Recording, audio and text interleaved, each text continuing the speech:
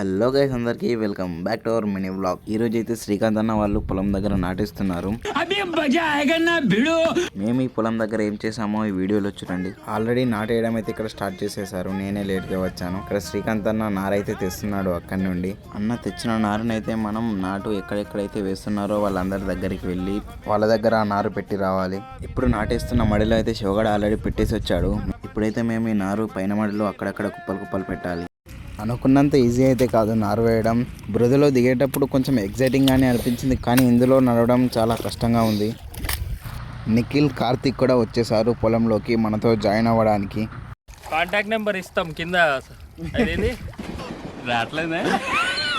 రావట్లేదా? డిస్క్రిప్షన్ రావట్లేదు. అందరి ముందు పరిగిపోయిందిగా.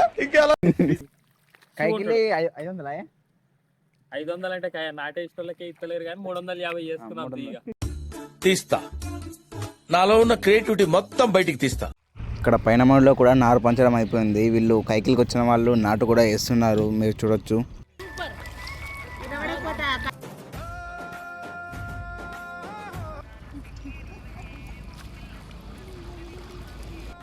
ఇంకో మడిలో నారు వేయడానికి మన శ్రీకాంత్ అన్న అయితే నారు తీసుకెళ్తుండు.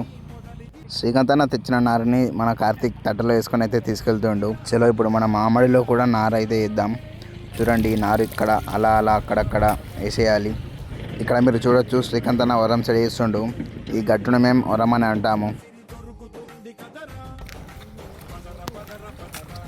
ఇప్పుడు మనకి లంచ్ బ్రేక్ అన్నమాట. ఇప్పుడు మనకైతే ఓన్లీ సమోసా ఉంది. వాళ్ళైతే టిఫిన్ తెచ్చుకున్నారు. నేను కూడా అన్నం తినేసి వస్తా. తిన్నాక ఏం చేసామనేది పార్ట్ 2లో చూపిస్తా. సో సబ్స్క్రైబ్ చేసుకోండి.